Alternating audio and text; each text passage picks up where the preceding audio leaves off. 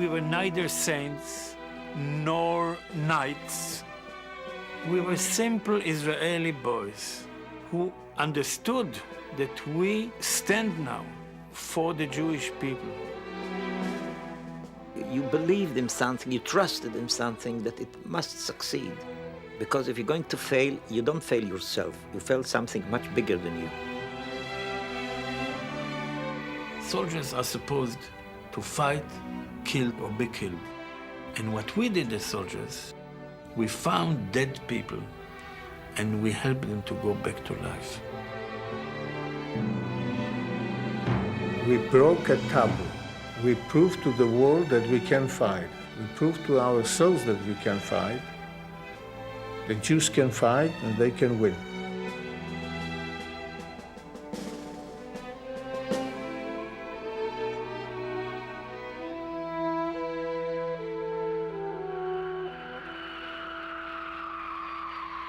April 1995. A group of World War II veterans arrives in the north of Italy from Israel. We were here 50 years ago. This was our battle.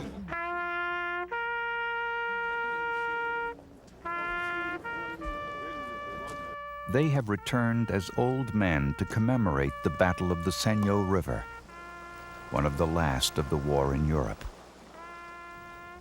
Somewhere 18, 19. I was one of the oldest with about 25. That's right. The Germans were on this side. I remember the actual crossing. As little known now as it was then, the Senio is where these men fought the battle of their lives and still remember those they left behind.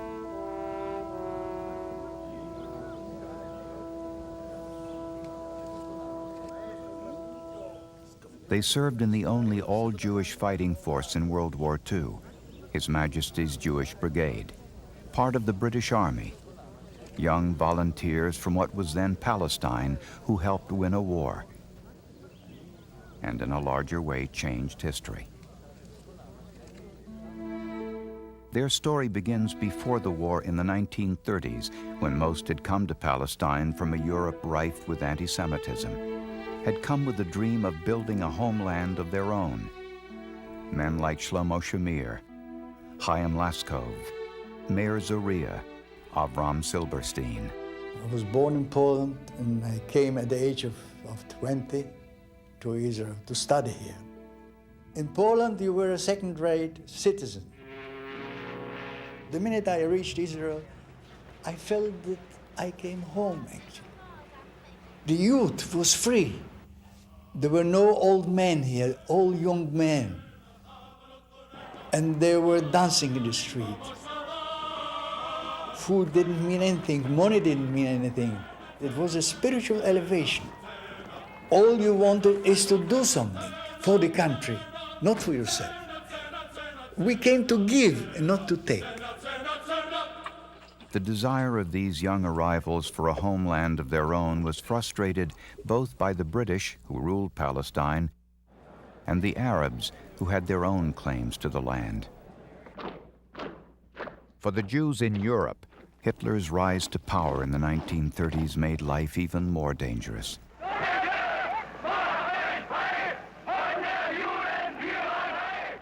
And there was no question about it, that the Nazis were the horrible enemies of the Jewish people. My parents were immigrants from Poland. My father left behind his entire family. Father, mother, 10 brothers. So it was not a foreign thing to speak about Europe, about European Jewry. It was my family. Getting as many Jews as possible out of Europe and into Palestine became the urgent task of the Jewish Agency, the political body representing the Yishuv, or Jewish community in Palestine. Agency leaders like David Ben-Gurion and Moshe Sharet used this strategy to acquire more prime Arab land, build new settlements, and stake an ever stronger claim to a homeland. To the Haganah, the underground militia of the Jewish Agency fell the responsibility for defending these new Jewish settlements against anyone who stood in their way. Haganah members would later become the nucleus of the Jewish Brigade. In 1936, as Jewish numbers swelled to 400,000, almost a third of the total population in Palestine, the Arabs responded with an uprising against the Yishuv and against the British. It took the British 3 years to crush the revolt. Fearful the Arabs would now side with Germany as Hitler threatened war, in May of 1939, the British stunned the Jewish community by issuing a policy statement, or white paper, canceling an earlier promise of statehood and severely limiting Jewish immigration to Palestine. With a single stroke of the pen, the British had cut off the escape route for those fleeing Hitler, dashed hopes for a Jewish homeland, and convinced agency leaders they would never have a Jewish state unless they fought for it. When I was 13, around 13, and I was already a young member of the Haganah, so how did I think I am going to fight all those enemies?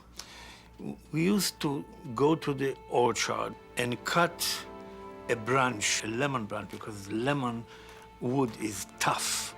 And every one of us prepared a club and we trained, you know, in fighting. We didn't have a chance to train proper soldiering. It was illegal. You're not supposed to carry weapons. If you want to drill yourself even for a simple drill, you had to do it under cover. If you want to teach people to deal with pistols or rifles or a machine gun, you dealt it in rooms or somewhere away, keeping guard that the British don't come and catch you in it. As the Yishuv mounted resistance against the British and their new policy, the struggle in Palestine was about to be joined with a far greater one. World War II. It was a war that would forever change history for the Jewish people and for those destined to serve in the Jewish Brigade. With the onset of war, the Yishuv in Palestine now had to choose between enemies. It was Ben-Gurion's phrase that we would fight against Hitler as if the white paper did not exist, and we would fight against the white paper as if Hitler did not exist. Honestly, the fight against Hitler took preference. Anxious to join the fight, thousands of Jews in Palestine quickly volunteered for service in the British Army. In London, Chaim Weizmann, leader of the World Zionist Congress, had something else in mind and appealed to his old friend Winston Churchill to establish a special all-Jewish fighting unit of 15,000 men from Palestine serving in the British Army as Jews, an opportunity to carry their own flag into battle, and as Weizmann secretly hoped, a symbolic first step toward achieving statehood. That flag had the value what we are fighting for, our independence, to be recognized as a Jewish unit, as there were South African units and Indian units and all kinds of units. So we wanted to fight under our own flag.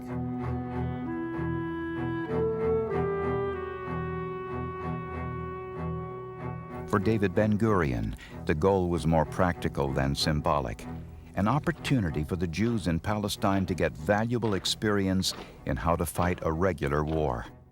One purpose was to get the training which the British Army was able to provide, because some of us foresaw the necessity of a Jewish army, and which would need trained officers. The British War Office, suspicious those officers would one day lead the fight against British rule in Palestine, had a more immediate fear: driving the Arabs into the Axis camp. It convinced Churchill to refuse Weizmann's request. Their overriding concern was not to offend the Arabs, and the easiest way to upset them is by having Jewish troops with their own identity and their own flag and their own nationhood fighting on behalf of the Allies. throughout 1940 and 41, as Hitler's armies crushed everything in their path, Chaim Weizmann in London and the Jewish Agency in Palestine kept the idea of an all-Jewish fighting force alive and pressed the British for its formation. The British continued to say no. In mid-1942, the Germans, under the command of Field Marshal Rommel, advanced across North Africa, reaching ever closer to Palestine. The British War Office, under pressure to free up more of its own troops to stop Rommel, allowed the formation of the Palestine Regiment, 3 full battalions composed of mixed Jewish and Arab units. The Haganah, sensing an opportunity, encouraged its men to join the regiment. We were all Haganah. We were sent by the Haganah to join the British Army. There was a danger here, or a real danger of the Germans coming in. And we were sure that we could do much more if we were in uniform and we could get hold of legal arms and fight like soldiers. It turned out, though, British allowed us to get into the army in order to solve a problem with them. Guard duties. Here we are, volunteering to the British Army, wanting to fight the Germans, prepared to fight the Germans, capable of fighting the Germans, but without the training, without the weapons, without anything. That was the thing that hurt us most. In November 1942, after months of fighting, the British defeated Rommel at El Alamein. The threat to the Yishuv was over. At the same time, accounts of the Holocaust became more widely known to the Jews in Palestine. Well, we started hearing stories about what Hitler is doing, slaughtering Jews, first in Germany and Poland and so on. And we just said that, I said that I just have to go out there and kill as many Germans as I can, period. But the Jewish soldiers in the Palestine Regiment were forced to remain in the Middle East, far from the actual fighting, more frustrated than ever. What were we doing? Guarding and training and guarding, you know? And in those days, we start to fight, to establish a real fighting force. So the first thing a fighting force has is a flag. So we put up our flag on the roof of the barracks. And our British colonel said to put it down. And we put up a guard around the flag that nobody would take it off. And that's mutiny. The British reacted quickly, disarming the entire battalion and sending the rebellious young Jews to a camp farther out in the desert. Our people sitting there in the desert were so discouraged that they asked to be transferred to different units. And the Haganah didn't want it, because we wanted that we should stay together for the Jewish Brigade. In July 1943, the Allies invaded Italy. A year later, in June 1944, the D-Day invasion landed Allied troops on French soil for the first time since the war began. Chaim Weizmann in London and leaders of the Jewish Agency in Palestine pressed Churchill for a last chance to have an all-Jewish fighting force, to carry their own flag into battle against the Germans. Time was running out, and Winston Churchill knew it. September 20th, 1944, overriding the objections of the War Office and Colonial Office, Churchill rose in the House of Commons to make an historic speech, at last announcing the formation of His Majesty's Jewish Brigade. It seems to me indeed appropriate that a special Jewish unit, a special unit of that race which has suffered indescribable torments from the Nazis, should be represented as a distinct formation amongst the forces gathered for their final overthrow. Churchill, who gave it much importance, did not foresee that this decision created that missing link physically on the ground that eventually brought as a major item the creation of the Jewish state. But that was for later. For now, those who had waited the entire length of the war to have their own fighting force seized the moment and would make the most of it. The greatness of the history, think that there's going to be a Jewish army which goes into the front against the Germans. And this was a terrific thing which everyone wanted to join. Hundreds in Palestine quickly signed up to join the Jewish Brigade. The 3 battalions of the Palestine Regiment, its ranks filled with Haganah members, became the nucleus of the new 5,000-man fighting force. For its insignia, the brigade chose not the traditional blue Star of David, but the yellow. For years, a mark of shame to the Jews in Europe, it would now be worn as a badge of honor. All brigade recruits were ordered immediately to Burg Al Arab in Egypt. We were all gathered in the Western Desert, and we had the first parade. And the Zionist flag was flown for the first time officially. And we all stood there, well armed, well equipped. And that flag in front of us, and this was something that moved everybody to tears.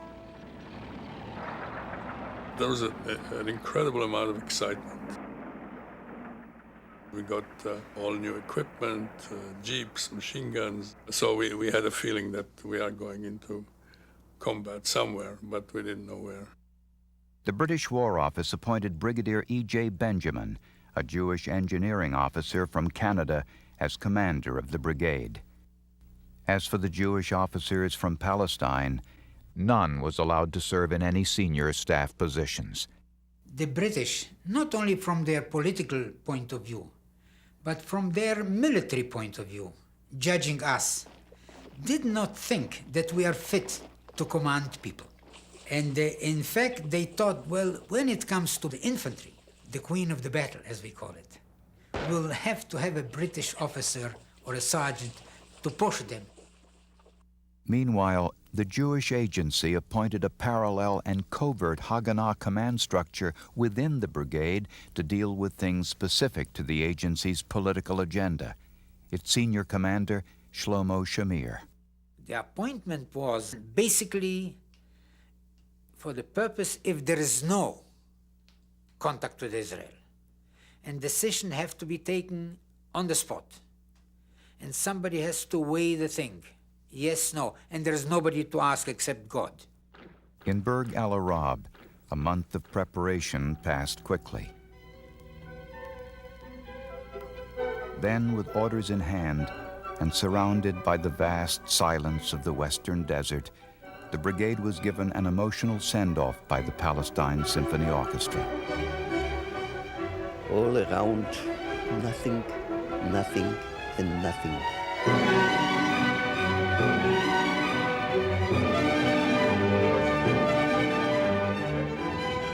And all of a sudden, you hear the symphony orchestra.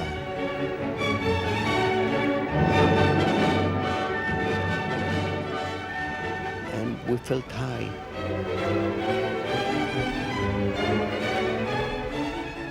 And this was an opening to our adventure.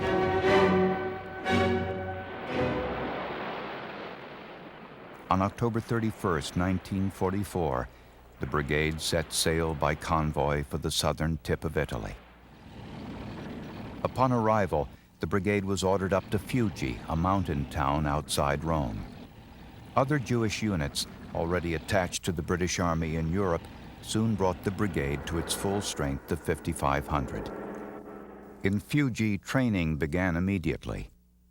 For these young soldiers from Palestine, British regular army training, both in combat and logistics, was unlike anything they had had back home, and gave them what David Ben-Gurion and the Jewish Agency leadership had always wanted. We were given the discipline of the British Army.